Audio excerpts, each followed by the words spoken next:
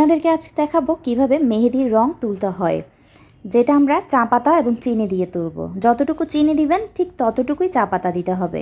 আমি এখানে 3 চামচ চিনি নিয়েছি, চায়ের চামচে আপনারা 3 চামচ চা পাতা দিয়ে দিবেন। সম পরিমাণ নিতে হবে, এটা কিন্তু খেয়াল রাখতে হবে। এইবার ভালো করে সবগুলো মিক্স করে নিব। এবার একটা পুরনো পাতিল বসিয়ে দিয়েছি, যে পাতিলটা আমি একদমই ব্যবহার করি না, দেখতে পাচ্ছেন এটা কিন্তু পুড়ে যাবে, সেজন্য নতুন কোনো পাতিল ভুলেও দিবেন না। এরপর পাতিলে ঢেলে চারপাশে ঠিক এই প্রসেসে জায়গা করে নিয়ে মাঝখান দিয়ে একটু জায়গা খালি রাখবো। এবার এই জায়গাটাতে আমি ছোট একটা ঢাকনি দিয়ে দিচ্ছি। আপনারা একটা স্টিলের বাটি দিবেন, আমার স্টিলের বাটি নেই, যার কারণে একটা স্টিলের ঢাকনি দিয়েছি। দেখুন ঠিক এই প্রসেসে মাঝখানে কিন্তু চা পাতাটা চারপাশে ছড়িয়ে দিবেন। এরপর আরেকটা পাতিল এটার উপরে দিয়ে দিয়েছি, পাতিলের উপর একটু গরম পানি আমি দিয়েছি, অবশ্যই এটা দেওয়ার চেষ্টা করবেন। এরপর একটা ঢাকনি দিয়ে দিয়েছি, বাস আর কিছু করতে হবে না। খুব সুন্দরে কিন্তু 2 মিনিটের মধ্যে কালারটা চলে আসবে।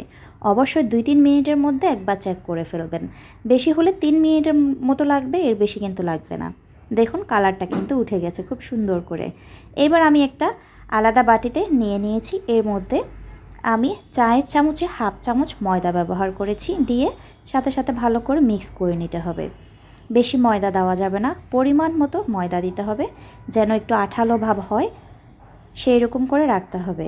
এই কালারটা আমার এত পরিমাণে ভালো লাগে, যেটা আপনি মেহেদি দিলেও আপনার লাগবে না, সেজন্য এই কালারটা আমার খুবই পারফেক্ট মনে হয়। আপনি সাবান দিয়ে হাত ধুন, যে কাজই করেন না কেন অনেক দিন পর্যন্ত আপনার হাতের নখে থেকে যাবে। আর এর কালারটা দেখুন, আমি একবার দিয়েছিলাম, এখন আরেকবার দিব। যখন এর আগে আমি করেছিলাম তখন দিয়েছিলাম, মাত্র 2বার দিলেই খুব সুন্দর একটা গাঢ় কালার চলে আসে। এই কালারটা দেখতেও অনেক সুন্দর, হাতেও কিন্তু অনেক সুন্দর লাগে।